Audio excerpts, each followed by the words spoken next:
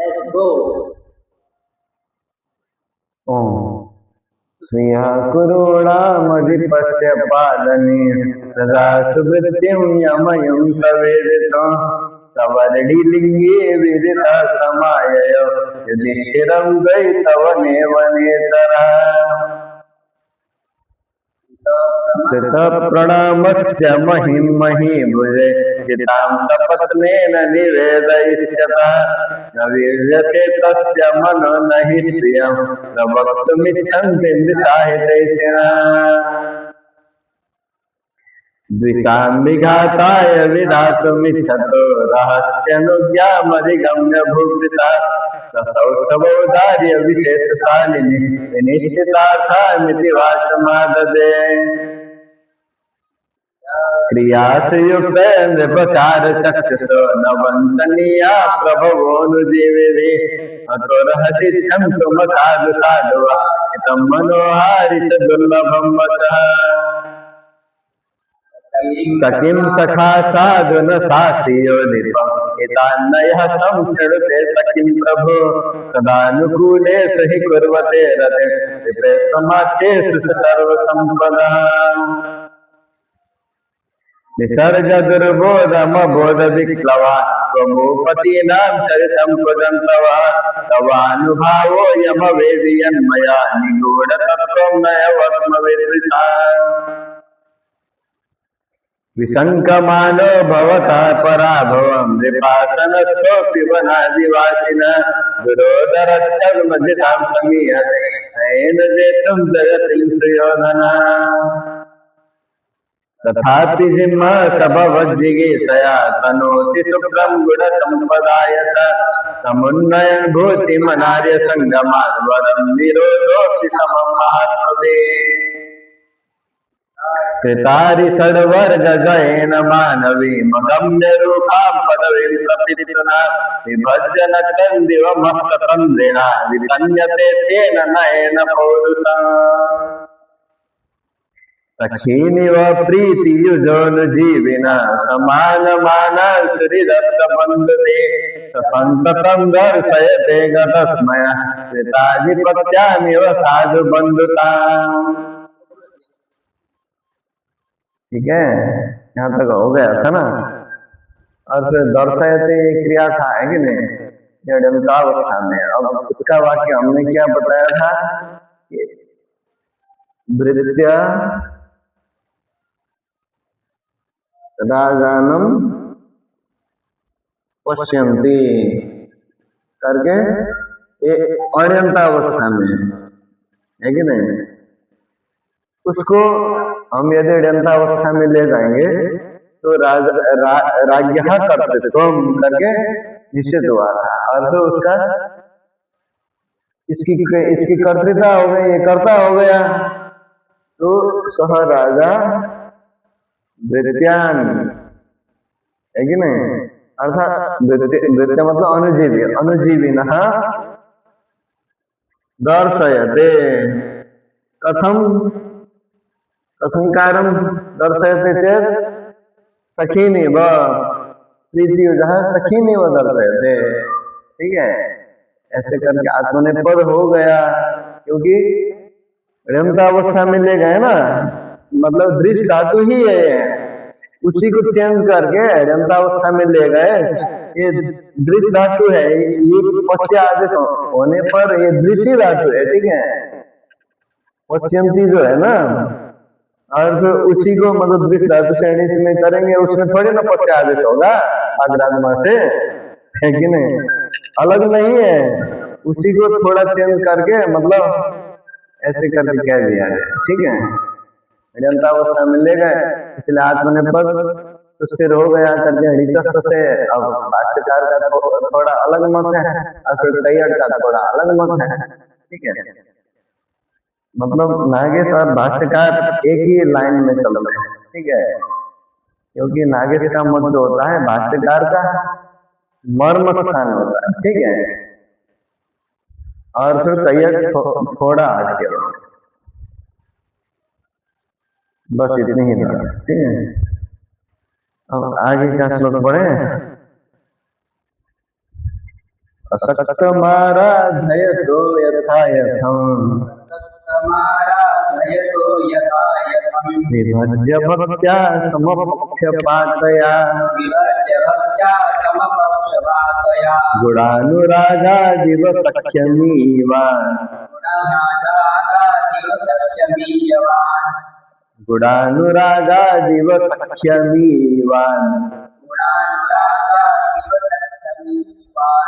न बाधते स्त्रिगणः परस्परम्।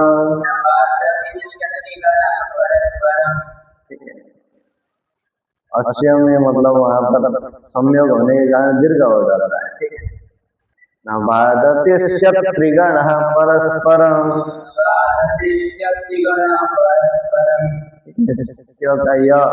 दीर्घ हो जाता है, तो वैसे ही उच्चारण करना चाहिए। ठीक है।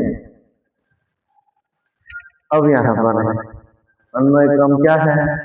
यथा यथम विभज्य समपक्षपातया भक्त्या असक्तम आराधयतः अस्य त्रिगणः। ठीक है। गुणानुरागात् सख्यम ईवान इव परस्परम न बाधते। ठीक है।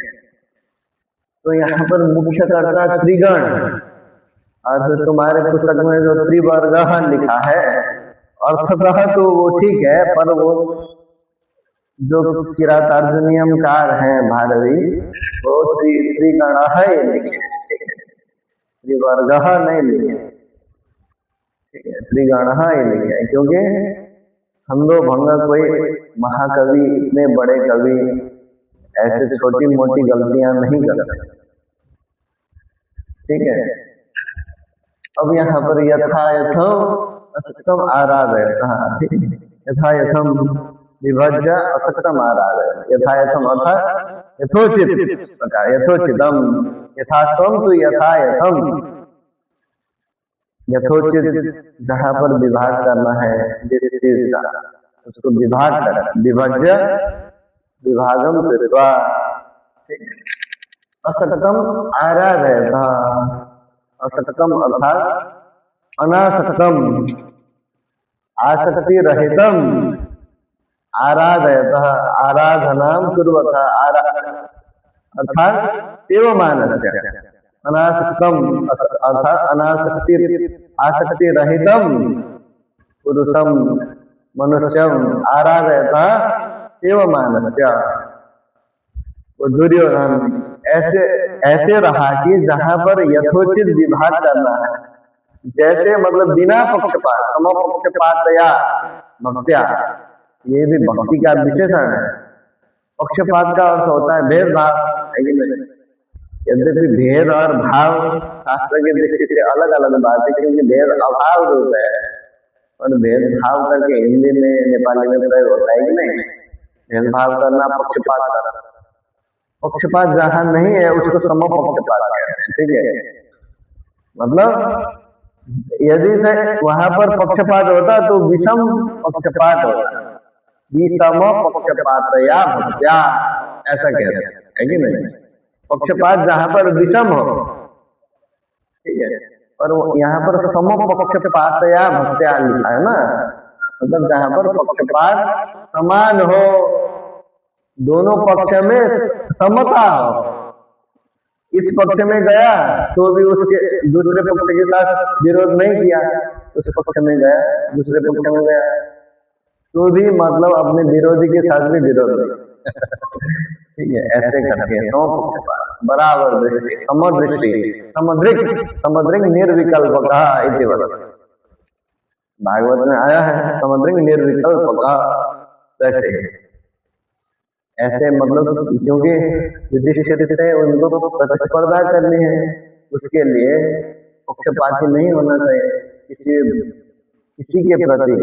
सखियों के प्रति पहले कहा कि कोई बंधुओं के प्रति भी पक्षपात नहीं है, और अपने मित्रों को भी और अपने बंधुओं को भी मतलब आधिपत्य दिया गया है कि नहीं? आप इस क्षेत्र के मालिक हो, आप जो करना चाहे करो करके मतलब इतना मतलब अंतरंगता उनको दी गई कि मतलब आप हमारे अंतरंग हैं, इसीलिए आप जो करना चाहे आपके स्वामित्व में, साम्य में ये क्षेत्र है, ये भूमि है, आप इसमें जो चाहे कर सकते हैं करके उनको पूरा दबदबा दे दिया है कि नहीं। ऐसा करेंगे तभी ना मतलब अपना गौरव बढ़ेगा, अपने मतलब दूसरा व्यक्ति भी उसको सम्मान पूर्वक देगा, है कि नहीं। ऐसा मतलब न्याय है, नीति है, ऐसी नीति उसने अवलंबन किया है दुर्योधन, है कि नहीं। तो अब यथायथम विभज्य असतम आराधयतः समपक्षपातया भक्त्या, यहाँ तक हो गया, है कि नहीं। गुणानुरागा सक्षमीवानिव, है कि नहीं। गुणानुरागा, दान, शौर्य, दाक्षिण्यादि जितने भी गुण है वो एक आपस में एकदम मिले हुए हैं, क्योंकि एक आपस में मित्रता किए हुए हैं। वैसे ही लगना है जैसे कि धर्म अर्थ काम मोक्ष यद्यपि एक आपस में विरुद्ध, मतलब अर्थ से या वो विरुद्ध है, क्योंकि धर्म अलग है कि नहीं, अर्थ अलग है, काम अलग है, अलग अलग पदार्थ है या नहीं, अलग अलग पदार्थ है, विरुद्ध है। कैसे विरुद्ध है, क्योंकि धर्म अलग है, अर्थ अलग है, काम अलग है कि नहीं। कोई भी व्यक्ति यदि एक ही के प्रति एकदम आसक्त है तो मतलब बहुत उसको एकदम पतित कहा गया है धर्म का। यदि धर्म के प्रति भी हो अथवा काम के प्रति, अर्थ के प्रति ही हो, काम के प्रति ही एकदम लोलुप है तो उसको पतित ही कहा, ठीक है, धर्मशास्त्रों में ऐसा कहा गया है। तो यहाँ पर गुणानुरागा सक्षम इवानिव, गुणानुरागा अर्थात गुण शौर्य दाक्षिण्यादि गुणानां निहार संपृक्त सन सक्षम मित्रता मैत्री प्राप्तवानिव, ठीक है। उन दुर्योधन के पास जो त्रिवर्ग थे, त्रिगुण थे, धर्म अर्थ काम रूप, इसलिए वर्ग शब्द वहां पर मतलब प्रिंट हुआ है, पर वो अर्थतः गड़बड़ नहीं है, शब्दतः गड़बड़, ठीक है। अर्थ उसका वही है, त्रिवर्ग मतलब धर्म अर्थ काम मोक्ष, ठीक है। धर्म अर्थ काम मोक्ष ही अर्थ जो चौथा है वही मोक्ष है, धर्म अर्थ काम हो गया, अर्थ चतुर्वर्ग समुक्ष कही इत्यमाना। चतुर्वर्ग उसको कहते हैं जिसमें मोक्ष से जुड़ा, मोक्ष से सहित, चतुर्वर्ग समुक्ष कही अर्थात मोक्ष सहित ही धर्मार्थ काम मोक्ष ही चतुर्वर्ग इति उच्यते, इसका तात्पर्य, ठीक है। अब यहाँ पर ये तीनों गुण ऐसे मिले हुए हैं कि धर्म अर्थ के साथ मित्रता किया है, अर्थ काम के साथ मित्रता किया है, ठीक है। एक आपस में धर्म काम से विरुद्ध हो ऐसा नहीं होता है, ठीक है। जैसे रघुवंश के परंपराओं में भी ऐसा आया है कि मतलब संतानोत्पत्ति किसके लिए, तो वहां पर मतलब संग्रह, स्त्री संग्रह इत्यादि क्यों करना है, तो केवल संतान प्राप्ति के लिए, ऐसा वहां पर मतलब परंपरा में आया है कि नहीं। रघुवंश की मतलब कुल कीर्ति ऐसे ही तो बड़ी है, वैसे ही वो मतलब आचरण थोड़ा सा कर रहा है। नभागते त्रिगणा परस्पर, ऐसे करके त्रिगण त्रिवर्ग एक आपस में बात नहीं करते थे, एक आपस में एकदम मिले हुए थे, ऐसा है इस श्लोक का तात्पर्य, ठीक है। त्रिवर्ग अर्थात त्रिगण अर्थात धर्मार्थ काम मुख्य परस्परम आसक्ति रहितम मनुष्यम आराधयतः सेवमानस्य दुर्योधनस्य तस्य परस्परम धर्मार्थ काम मुख्यः शत्रुतां नावलंबमानः आसन् तथा च सक्षमेव अवलंबमानः आसन्। धर्मार्थ काम मुख्यः सक्षमेव अवलंबमानः आसन् तथा प्रतीयते स्म यतो हि योगपद्येन तस्य संचारणं भवति स्म, किंतु तयोः अथवा त्रिषु मध्ये कदापि परस्परम विरोधो न जायते तथा विषम आते अस्तुता घंटा प्रथम दृष्टि। ठीक है, घंटा पद में, अब घंटा पद में विशेष लिखा हुआ है, बहुत बढ़िया लिखा है। ठीक है, असक्त, हाँ बोलिए, हमको तो नहीं मिलता। यथा यथम यथा स्वम विभज्य। ठीक है,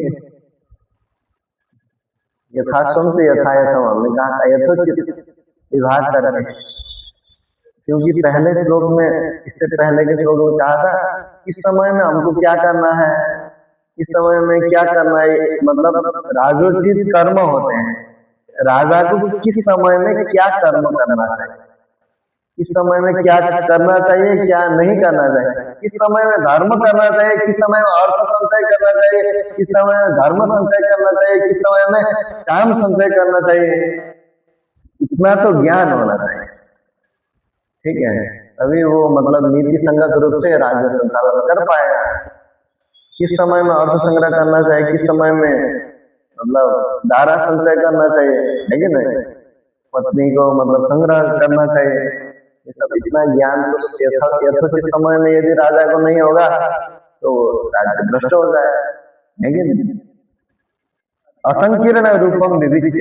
ठीक है, असंकीर्ण रूपम अर्थात संकीर्ण रूप से, मतलब एकदम एकदम जो मतलब चिपके हुए हैं ऐसा, मतलब दोनों ही मतलब गोल मटोल है ऐसा नहीं।